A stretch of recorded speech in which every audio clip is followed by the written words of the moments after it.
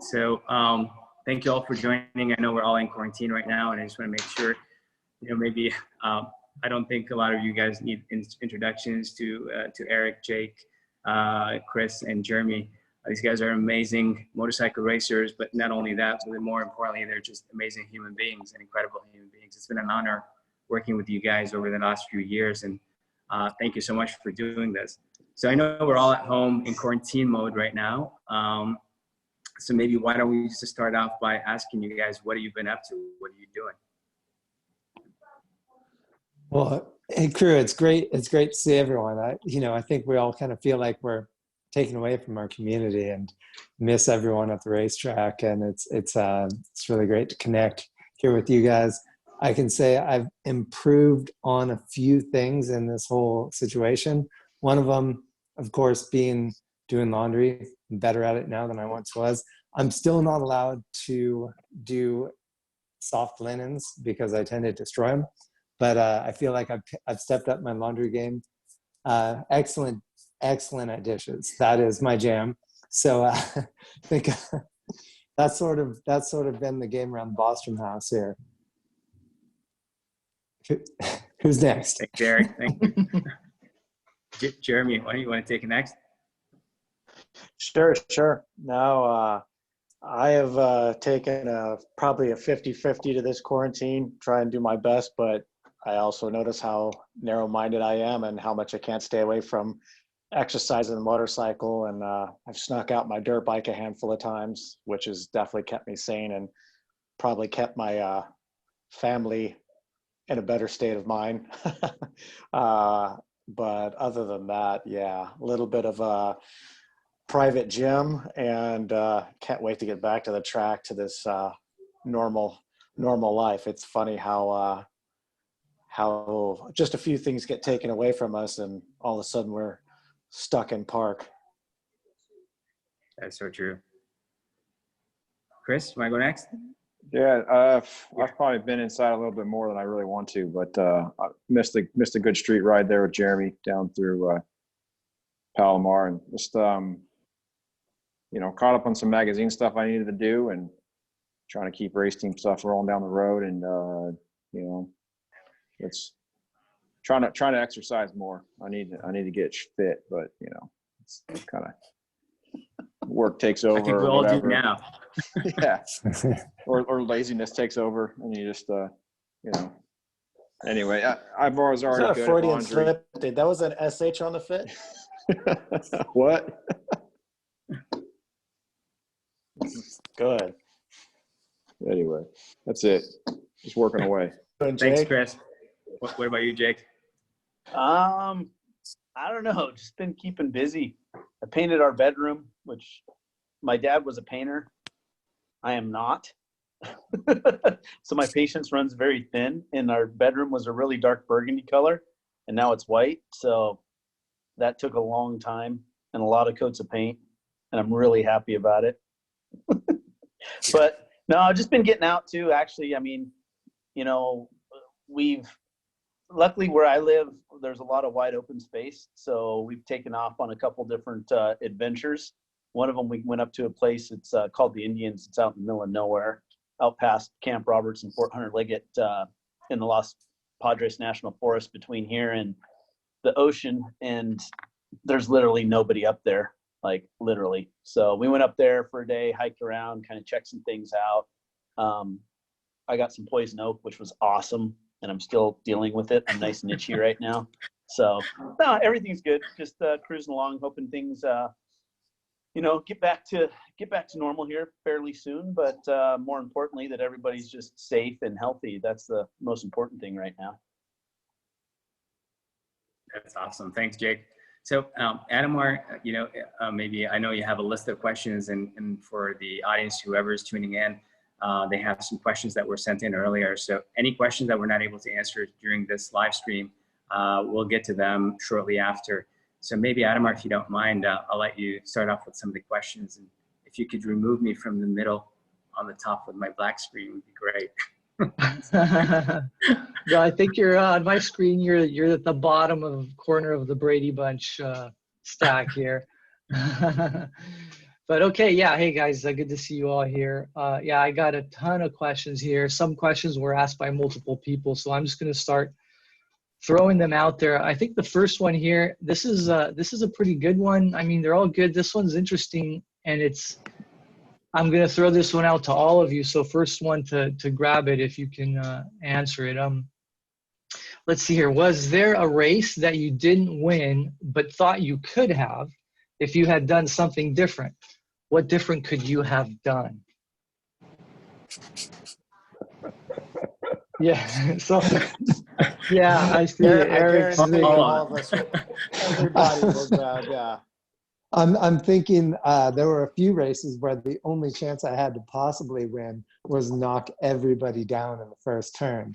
And I actually saw that happen once at Lodi Cycle Bowl. Mike Preston, who ended up being the Kawasaki team manager for many years, he came up to Lodi from Southern California. It was kind of a motocross race, which was weird for there, and took off the starting line and just went left and cleaned everybody out. Like almost pretty much the entire race ended right there because everyone was just flipping over the handlebars, and Preston won the race. And it's like some days that I definitely feel that. And when the Suzuki's got so good there in 2005, 6, 7, 8, it was like the only chance you possibly had to win was almost to, I don't know, hope that there was some rain or maybe cause some problems in the first turn.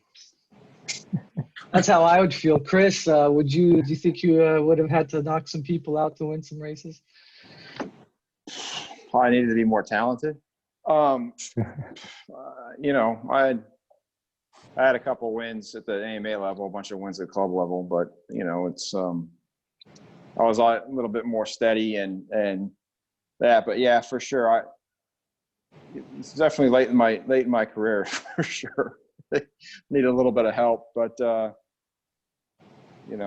it is what it is. We're all pushing. If you get to the professional level and you're there for multiple years, and you're able to put it in the top 10 or top 5 or top 3 week in, week out, man, you're doing great things. So it's it's hard. It's hard level, hard to be up at that level, and sometimes you get lucky, sometimes you don't. But I'm just pumped. I was pumped I was able to win a few and stay there for a long time. Hey, I should amend my answer. Don't take people out. That's just not cool, Oh yeah. But the fine print. For real, I think club racing and in some cases like World Superbike is rad because you get a second chance. And there's been a lot of races where I've had a pretty bad first race, and then you get back out there and you kind of get things dialed, and you kind of own it on the second shot. So when you're at a club race or whatever, and maybe it's weird and you're in several different classes, keep your head up. Like things might go pretty poorly in the first race, but you still have more opportunities on the day, and that's where you just manipulate setup, get your mental game straightened out, and kind of erase anything that went in the wrong direction in the first race, and then get it done in the second, third, fourth race. Yeah, you underestimate what a good couple of laps or a good race or a good second race and redeem yourself, and what it does for your head and your motivation. So just keep at it. Yeah, I think that's the biggest thing with, you can always be better in whatever discipline you're doing. But even if you didn't, achieve that P1 on whatever that race was, is to take away what could have been. Was it your mental game that was suffering? Was it the machinery? Was it your race strategy? And locate that. Therefore, that race 2, like Chris just said and Eric just said, that race 2 bounces back and you're even stronger. It's like a lot of the guys will just kind of sit on their laurels and hope things gets better. You should take it more with the strategy. Yeah, if you're going racing, you're never going to be successful if you're not working. You got to work. You got to always work. Always work. There's no coulda, shoulda, woulda. I disagree. Go work. I disagree. All I donuts and couldn't Coors tell you Lights how for many you. times I showed up in Sunday morning warm up and it didn't even ride. I didn't even pull the bike out of the truck. I just said, line it up for the race. I'm good. Let's go. And those were usually the races I won. Don't try too, this by at the way. home. I was going to say, we're not all gifted with your talents, Jake. Yeah. It was like, what's that extra 10 minutes or 15 minutes at 8 in the morning going to do for me on Sunday morning warm up? Like, it's like nothing. And luckily my team owner for many years, Kevin Arian, he loved that strategy because that meant less tires to put on the bike, less fuel to burn, less chance to put a bike in a gravel trap. He loved my strategy. Okay. Yeah. Good job, Coach. And so I wanted to throw out, a nice disclaimer there, by the way, Eric, before Fast Tracks, Right. don't take everybody out on turn one intentionally. I don't know, Eric, have you been watching Supercross at all this year? There's been a lot of takeout moves. It's been pretty exciting. Yeah, it's And been how good like, has Supercross been to watch? Awesome. yeah. Hey, Hey, by the Adam, way, yeah. Sorry, just 1 second. I think I'm either seeing double or there's two of me on the screen. If you don't mind, maybe just make the other one as the attendee. There's only one of on you my screen. There's two. Yeah. There's on two your of them. screen, but on the live screen, there's only one. Okay. Yeah, Great. yeah. I kicked the other one of you out. Okay. One Great. is enough. Thanks. Thank you. I'm watching the feed here, and I know all of you know Nabil, so he's saying hi. Let's go, hey, And- Nabil. Yeah, and Nabil is saying you finally were able to bring your bike in the house, Imad. I know you've been wanting to do that for a long time. I know that's the only time I was able to bring it in, so I had an excuse finally.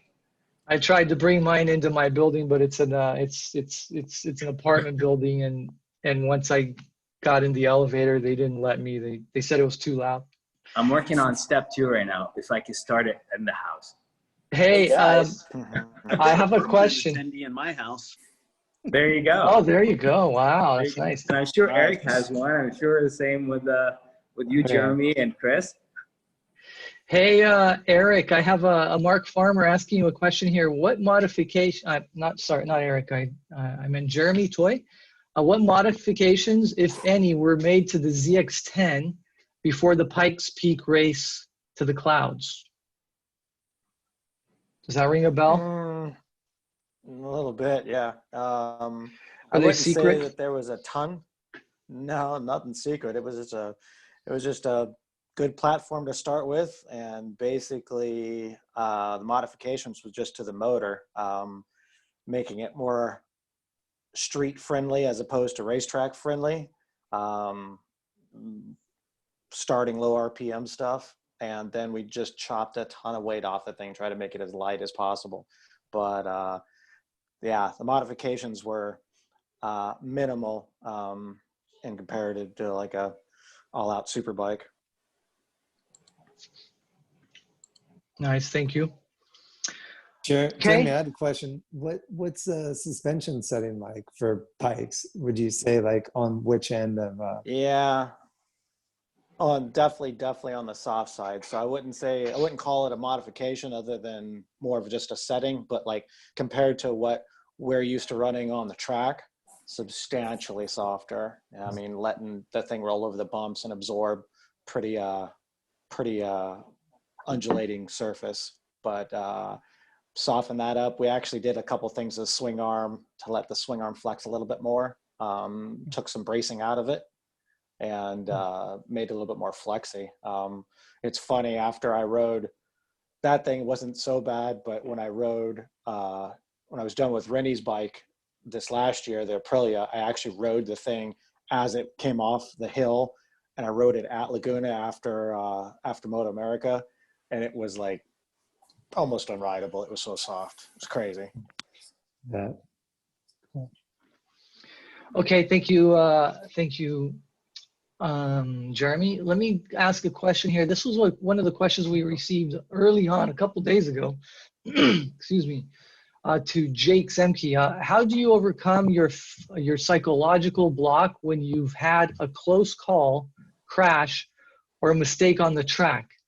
Not that you would make any mistakes, Jake, but I'm sure. I would never.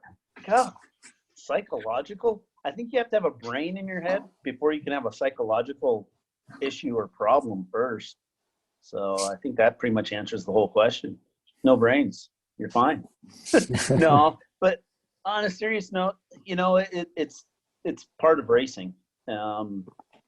If you're gonna race, I don't care if you're at the club level. If you're racing professionally, you're gonna crash. It's gonna happen. The best way to get over it is to be able to analyze what happened in the first place. So if you know what caused you to crash, then it's easy to make a change in your riding or the bike or whatever it is that caused you to crash if you can analyze it and figure out what actually caused you to crash. It's the ones where you have no idea. Those are the worst ones. But generally, there's a reason you crashed, whether it's rider error, whether there was oil on the track, water on the track, a water hose falling off your bike, something like that. I don't know nothing about. A lot of stuff. Why are you squirming What? over there, Chris? What? But generally, it's just part of racing, and the best thing you can do is try to figure out what Thought that was a head that gasket. caused the crash or what you did differently to cause it. So Jake, is it like in your experience, were you able to always figure out that what was the root cause for the crash, or is it not always the case? Like there's been some times that you still haven't figured out what happened that time. Nah, you can usually figure it out. I mean, Okay. it's. I'm sure early. I didn't analyze my racing when I was younger, and I don't know about the other guys in the group, but I just raced and went for it, and you know, there wasn't a whole lot of thought process that went into it after the fact, after whatever happened on the racetrack. I mean, that's just kind of what it was, and you moved on, or at least that's how I operated. Now that I'm older and much wiser, I can look back at things and go, okay, yeah, like this is why this happened. I mean, even with riders I work with now, coaching, I can, you know, help them decipher what it was that they changed or what they did different, you know, to help them figure out why they crashed. But even when I was racing and didn't feel like that, like, you know, a lot of times the data would tell you different. Your crew chief or your electronics engineer would be like, well, what'd you do different that lap? You said, I didn't do anything. Did everything the same. They go, you were, you know, 6K faster when you entered the corner when you went to the brake. Oh, okay. Well, I guess that's why I crashed then. Couldn't get things slowed down because I went to the brake just a hair later, you know, thinking that I was going to get in there hotter. But, you know, that I didn't really think about it too much back in the day. I just knew that I had a job to do, and that was to get back on the bike and keep going fast. So it's a different story when you're getting paid to do it. That helps a bit. And also when you know what happened, then that helps you get going a little bit sooner.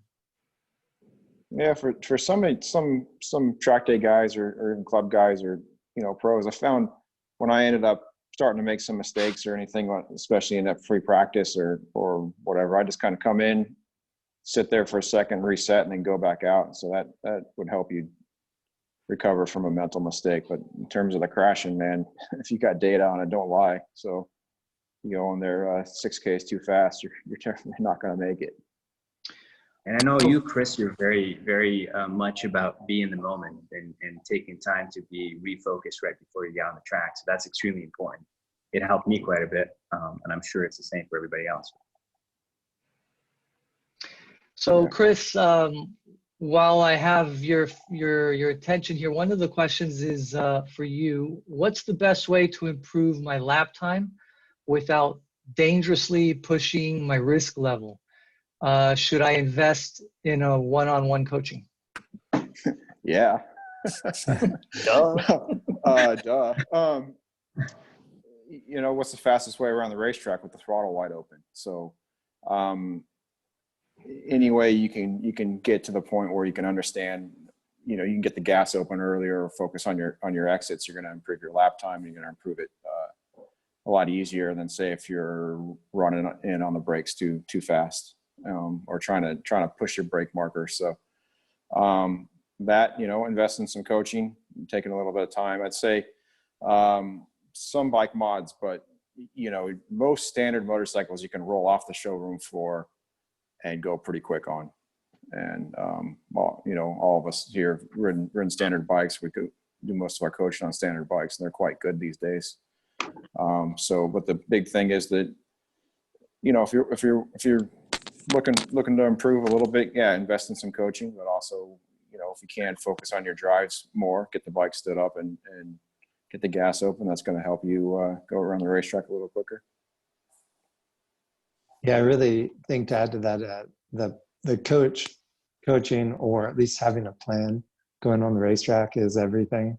Like Jake had mentioned, when we were kids, we didn't do that. We just like twisted the throttle and kind of found out what happened. Unfortunately, we found out the hard way. On the good side, we had people that were, well, we had, you know, manufacturers paying for bikes for us. So we threw a few away, and it didn't come out of our pocketbook. But on this side of things, it's like, you know, if you have a plan, you can save yourself a lot of headache. And that's where, you know, whether it's speaking to somebody that really understands racing and a good way to get around the racetrack, or if you have the ability to work with a coach, it's one of the best investments you can make, both save you time, energy, and trips to the hospital. Yeah, definitely having a plan, either plan your sessions, plan what you're working on, or lay out a long-term plan to improve your riding. Imad, would you say plan on signing up for some 101 at Fast Track or some training at Fast Track? Hey, yeah, that's a really good question, Adam. I mean, we put all these programs together. We kind of like wish these were available as I was growing up and as I started riding, because that would have saved me so much headache and so much time and so much money, and so many more injuries. So the bottom line is that, you know, we put all these programs together for a reason, and I can't thank you guys enough for everything you've done, because you really, it's your way of giving back to the community, to the motorcycle community. I know what we do and what you guys have been doing is really just, you know, it's not something that is, it's priceless. It's not something that, you know, you can just put a price on, because at the end of the day, you know, you're giving back something that, you know, it took only very few people, or very special treatment for certain people to be able to get that type of training, that type of knowledge, that type of technique. And you guys are sharing that with everyone. So absolutely, I think what we, you know, the proof is in the pudding. What we've seen already from the riders that do come and ride with us and have participated in our programs, tremendous results. You know, how much faster they're going, how much safer they are right now as riders. It's incredible. So once again, thank you guys. Hey, Jeremy, if you had to pick one race, Macau or Isle of Man? Depend what I was picking. If I was going to go pick it to watch, To ride? definitely Isle of Man. If I Yeah. was to ride, I actually definitely would rather race Macau. Macau for other reasons other than it's a mass start, and you're in there, and it's a race. It's a race. You know, you've got the track, you've got conditions, and then you have other riders, and it's gnarly. But the spectacle and the most intense place is for sure TT. Like that place makes everything else bow down for sure. It's gnarly. Yeah, it's racing between Interesting. walls, basically, right? Interesting. Yeah. Okay. All right, Eric. I was a fast track rider, but hit a plateau. What area should I focus on to gain more speed without pushing the risk factor? Kind of piggybacks on an earlier conversation. Yeah, it really does, having a plan. I think the general thought is if I want to go faster, I need to try harder. And, you know, I think this group really dispels that.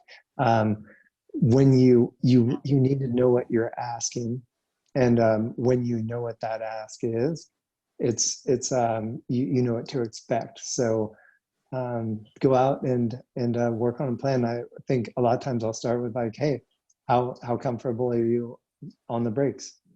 And then you get a rider to straight up and down, do the straight up and down braking, where they really engage the brake lever and start feeling the bike get grip.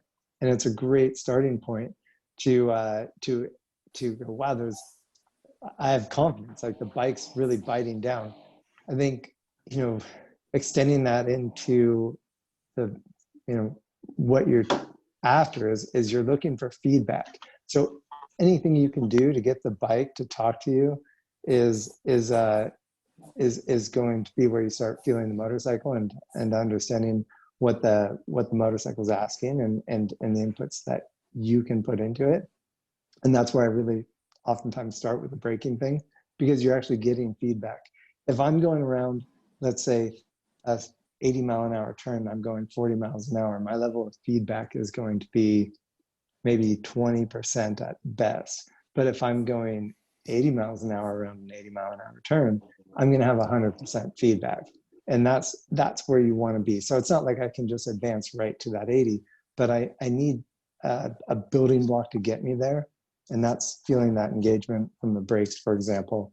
And then once you have the bike speaking to you, it's like, how long can you keep it speaking to you? So I don't know, is that a long-winded answer? But ultimately the goal is look for feedback, start with an area on the track that you're really comfortable with. And that might be, turn 19 at Fontana is like this big sweeper, and go, it's kind of easy to go fast through a sweeper, or a lot of good turns, right? But kind of let the bike roll through there and feel that engagement from the tires and from the motorcycle, and then try to apply that engagement all the way around the racetrack, build up your confidence, and most importantly, look for those signs from the motorcycle. There's one thing I'd like to add to that is, anytime I hear that catchphrase plateau, it's just a guaranteed to answer that question is guaranteed, try something different. Most of the time when a rider has hit a plateau, and I mean, especially, I can speak for myself, and I bet most of us, anytime we've hit a plateau, it's because you're going to the track, you're doing the same thing that you did the last time you're at the track, that the last time you're there, so on and so on and so forth. So if that's something different, is trying that braking technique that Eric's talking about, or maybe a coaching session from somebody, or possibly a different setting on your bike. It's, if anything, try something different, because you'll never change that plateau if you never change. So right. Yeah, basically, if you're doing the same thing, you can't expect different results. Exactly. For the sake go of, ahead. I was just sorry, Adamar. Just for the sake of time, I know we started a few minutes late, so I hope you guys are okay with a few more minutes, and then wrap it up, because I know we're a little over time. But is that okay with everyone? Maybe just a few more minutes, and maybe. Yep. A few more minutes. We can go all night here. We have a lot of bikes, questions. Man. This is fun. Yeah, and we have a lot of questions. And before I forget here, before I miss this one, there's one on the live stream here, which is a kind of a fun one. What was everyone's first motorcycle? JR50. Same. JR50. My first race bike was a YSR 50. I want to know, First did your bike JR50 for have a me, steel tank though? CR80. Mine did. Steel tank for sure. CR80 for Jeremy. CR8. Jake, what was your first bike? Yeah. Mine, JR50. Yeah, three out of What four. was your first race bike? JR50. Man, In the backyard, racing in This the just goes backyard. about, 70. I started too late. Yeah, what was your first race bike, Jeremy? CBR 900. Oh, 16-inch front wheel. Yeah. Dumb. That explains a lot. And then I think I raced that twice. Yeah, exactly. I raced that twice and then got an FZR 400. Was like, all right, this is where I should have been. Yeah. Anybody still have their first bike? No, I don't Probably know. not. No. All right, just try. Okay, good one, guys. Let me ask one here for Eric. When is the next Eric Bostrom High Performance Camp? Oh, good question. I will add that my first bike wasn't worth keeping. It had already been through my older brothers, being third.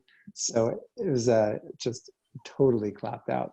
But so definitely that thing died a slow death.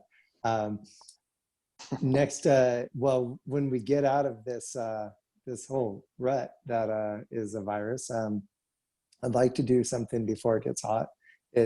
Usually I stop doing the camps around July, August. So hopefully we can sneak something in June or early July. And check out the Fast Track website. We'll post a date there when we can.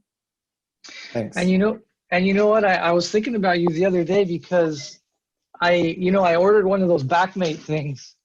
Right. And I use it all the time. I honestly do. I've had a few injuries from sports. But yeah, dude, I should have gotten this a long time ago because I use it a few times. There are some good weeks and some bad weeks.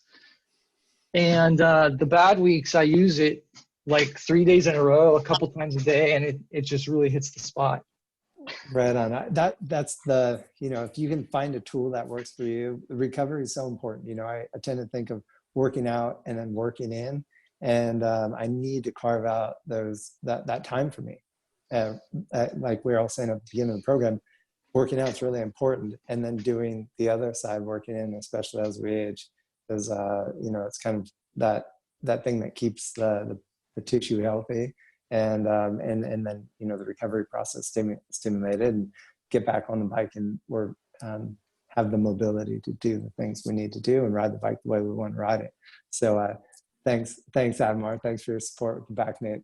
That's really cool. It's good stuff. Super versatile. I use the products all the time too, so thank you, Eric. That was amazing. All right. Do you have a website on it? Right? It's backmate.com or something. It's mybackmate.com. Yeah, who's got your back? Come on, guys. Yeah, that's right. Who's got your back? Oh, I should wear that shirt today. I love that shirt, by the way. It's definitely. Admar's got it out. He's going for it. So, maybe in just going back for a step, when you talked about the quarantine time, then hopefully after this dark cloud goes by, we're able to go back out and do things. In the meantime, what would you guys recommend? Maybe we'll just go by each one of you and kind of just give us your recommendations of what can we do to stay sharp and to stay, at least fit and ready to go when this happens, and we can still fit in our leathers. So because I know I'm becoming more and more round. I really gotta be careful. So so what do you guys think? Maybe start off and maybe Jake, you want to start up and let us know what you think, and then we'll go around with everyone. Let us know what your recommendations are for exercises for the eyes, for the quads, whatever. I mean, definitely everybody's stuck at home right now. So what better time than to use your time to better yourself? Because, right now you don't have the excuse, oh, well, I got to do this, I got to do that. I mean, I understand that some people are still working, obviously,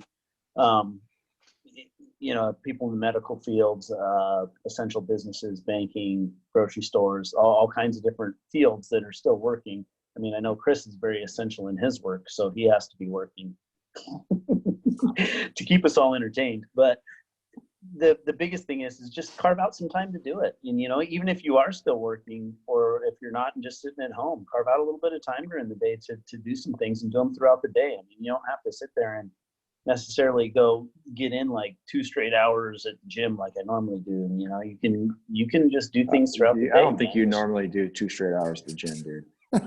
Dude, didn't you see me curling my coffee specific? cup? That was years ago, Chris. Is there any specific? Do I do anything specific for Iman. 2 hours? No, nothing. Absolutely nothing. Jake, do you have any specific exercise, whether it's as simple as just doing push-ups to maybe exercising your eyes or just even playing video games that are like for hand-eye coordination? I don't know. Is there anything specific you would recommend? I think Jake is I washed my van yesterday. Okay, cool. So, okay, first step then, wash your van. Maybe what do you Chris think, is right. Jeremy? I'm really the wrong guy to be asking these questions. I've had this conversation with Jake one time. I think we want to probably strike to maybe Eric Bostrom or something for this one, or Chris.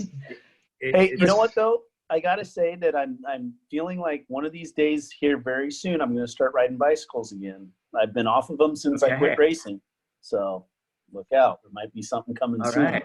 Oh wait, what, we're gonna have the finale. He's gonna be at the front. No, Bike race. I experienced Like, I experienced was just how strong Chris is on the bike despite not training. That was pretty impressive at the bicycle challenge over at Auto Club Speedway during the academy. Chris is a closet Yeah. trainer. Yeah, those my big legs need to. Jeremy, they what do come you in, They think? come in good sometimes. Yeah. Hey, Jeremy so- thinks you need to work on your biceps. That's for sure. Curls. Hey, I need to I need to ask everybody to stand up here to see if everybody's wearing pants. Pants. What are those? That's one of the questions. Oh, you can't even see. That's great. Is I everybody am- wearing pants? Yeah. Well, nobody is standing up, so that answers your Shorts. question, Adam. I'm No. standing up. I'm at a standing desk. So I'm the only one that's wearing pants. So Eric, do you want to maybe, Eric? yeah. Any specific exercises that you would recommend, maybe? Yeah, I mean, I'll add to that. I wasn't able to ride the bike as efficiently as Jake was, so I actually had to work for it. He's kind of a, unusual specimen. Jake is. Certainly, I would be curious to hear what Jeremy's doing because he's probably the fittest guy around fast track on a regular basis. But first off, shout out to the new fast track website. It looks really good. Great job with the getting a fresh look on the website. It's rad. And then from the side of staying kind of fit at home, there's so many good programs to tune into, whether it's like different yoga studios that are posting classes online. And it really only takes a yoga mat or rug for that matter, although the yoga mat's probably the better way to go. And you can really challenge your core strength and stay pretty physically fit. I mean, obviously you can push your body really hard in those classes. And then for me, I always, it's a little easier for some than others, but I think it's really important to gaze every now and then. And so, I'm doing hikes. I'm still staying on the bike and wearing the buff.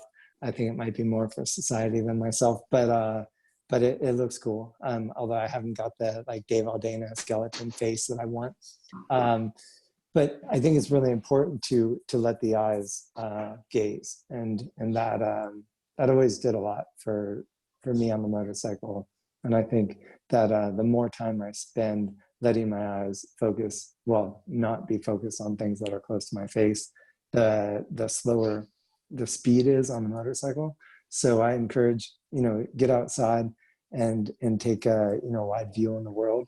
But as Jake was saying, this is a great time for a lot of people to focus on some of those things they haven't been doing and set up some new habits, some new routines, kind of adopting a new habit of saying, hey, I'm worth it. I'm going to take, this half-hour chunk of my day and really focus on my well-being. That's going to, give me more happiness in life, more fulfillment, and I'll be able to ride the bike the way I want to ride it. So, tune into those programs and get outside. You can never underestimate like what a good solid workout does for your stress levels too, and especially now. I mean, it's a pretty stressful time in the grand scheme of things. We don't really know what's going on, so getting the blood moving, For me, like a lot of my academy guys that weren't trainers or whatever, weren't guys that liked to train or did any training, I always just had them do 100 push-ups a day and 100 squats a day and 100 lunges a day. And that usually tuned a couple of them up pretty good. And then there's some other more specific exercises you can do kind of for your eyes. You know, you can stand on a balance board or a Bosu ball or something like that. And, you know, throw a couple tennis balls against the wall. And helps you activate your core and then activate your eyes, get your hand-eye coordination going. And definitely doing yoga. That's and stretching, that helps with mobility. And, you know, if you got the luxury of having some equipment, you know, maybe hopping on a Concept 2 row or getting outside riding your bike. But I was not very efficient on the motorcycle either, so I had to train a lot when I was racing, and you know, kind of missed those days. But it's good. It's good if you just keep moving. Speaking of efficiency on the bike here, one quick question on the live feed. How important is it to use the rear brake? What's a rear brake? Depends on who you are. And it depends on your I know level of comfort with the rear brake. That's my answer. Because if you're a guy who knows how to use a rear brake, you can use it to help you or to your advantage, or it might just be a comfort thing. But to somebody who's not used to using the rear brake, probably stay away from it. I mean, that's my best answer, because a lot of people, I couldn't tell you how many times people have come to me and said, hey, can you show me how to back it in a corner? You just stand on the rear brake, right? No, that's not how it works. And usually it's those people that I say, Ahmad, no, we're not going to do that. I don't know what you're talking about. But the answer is, if you've got a dirt background, like if you're going a track day guy now, and you come from a dirt background or a street background where you're used to using the rear brake a lot, you know, you can overuse it for sure. But if it's something that it's comfortable and that you're efficient at using it, there are places you can use it on the racetrack. But I don't really, without having a coach, I would say hire a coach, like a high level coach, like the guys that are all sitting on this panel right now, to help you understand how to use it properly and effectively. Because if you're just going to go out there and start stabbing at the rear brake, it's not going to turn out too good for you. If you do use it right, how much can it actually help you as far as a lap time at a racetrack? It doesn't equate. Depends on the racetrack. Yeah, depends on the rider too. Depends on the rider, depends on the racetrack. I've raced guys that'll never touch the rear brake and they're fast as can be. I've also used the rear brake pretty heavily in my career. And also sideways as can be. Yeah. So there's multiple I'd say to answer that, there might be 2% of people that can use the rear brake accurately. You know, I come from motocross background, use rear brake all the time. Absolutely do not try to coach it, teach it in any of my stuff, because it's overcomplicates things for the most part, although it is a useful tool when used correctly. Just so hard to use correctly. Yeah, you can kind of sidestep it these days too with engine brake control and all the new gadgetry that's coming on modern road bikes. So really what it does is it pulls the bike down, so you can use it in the nothing phase of the corner, which is the phase where you're off the brakes and off the gas to help the bike rotate. But it's definitely hard to master. I tried it a few years ago and made a special deal to help me learn about it. Learned it on a street bike, learned it a track day. As soon as I got off for FP1, it just went out the window and I went racing. So didn't touch it after that. So yeah, it's something you got to learn and be used to from a very, very young age and learn it correctly and use it correctly. I think the takeaway today is probably not use it, right? So Adamar, I think we're out of time, and I can't thank you guys so much. Is there anything quick that we want to go over anymore, Adamar? Or I got a ton of awesome questions here if we have time. Are we getting a dissertation about the economy and Harbor Freight from Jeremy sometime soon? Let me, can we do just a few more questions? Doesn't have enough battery. Two more I want to questions. know what Chris does that makes him so stressed. Like, he's talking about stress and how to relieve stress. What do you do that stresses you out? Come on. It's not like you have a team or anything, or a job or 10 jobs or Mr. Factory super bike guy. I don't know. Nothing. two No, more it's not. questions. It's fun, dude. Dream job. Hey, Chris, while I have you here, while you're talking, one of the questions, will Tony Elias run the same bike package your team ran last year, or is he getting a new package?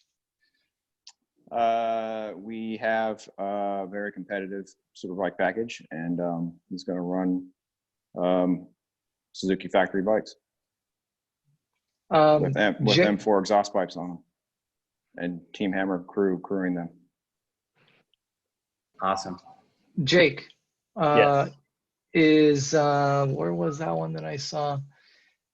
Do Chris and Tony have a chance against you and Cam this year? Me and Cam, that's a little different story. But no, yeah, they're going to be competitive. No doubt in my mind. I mean, Tony's an excellent rider, and Chris and their whole crew and their whole team. They've proven time and time again that they can do the business. Now they've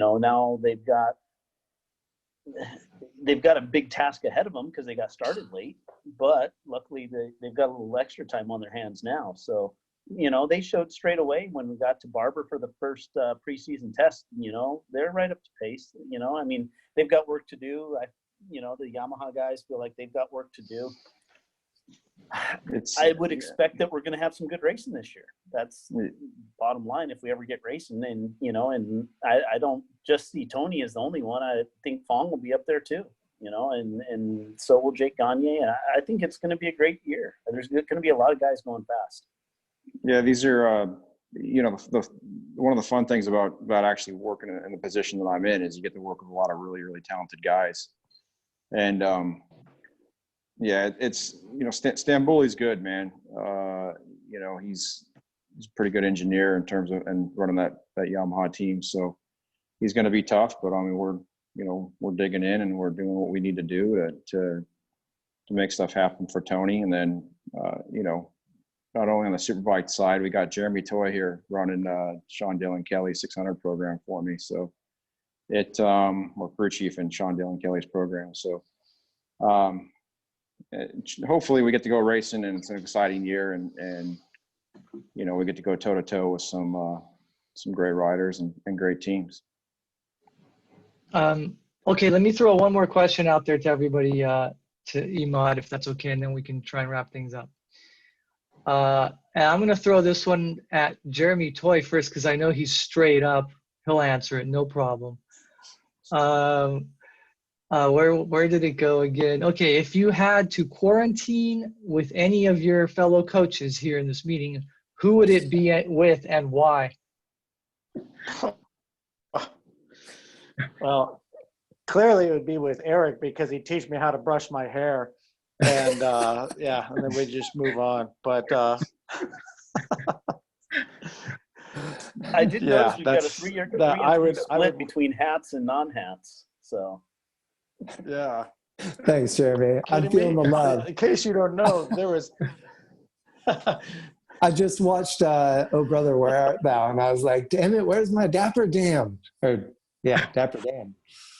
Anyway, that was Eric, who are you going to quarantine with, Eric? It's well, now Jeremy's, my favorite. I think I really want to have a push-up contest with this monster and see who who comes out. Oh, it's on. Okay. So Chris and Jake, I guess you guys are stuck with each other. Roomies. Hey, as long as he's got a fridge full of food and a lot of TP, we're good. Yeah. Beer. Yeah. Okay, I Gigi. like where you're going with this. I like where you're going. Coffee too. I got a lot of coffee. Coffee and beer. All right. What else do we need? Gigi is killing me to ask here. What color socks is everybody wearing? Black. Oh, I don't know. That's a good question. Mine are black and white. Mine are kind of like hat and a hat. Zero. Zero. I can grab. I'm in house shoes. Not that flexible.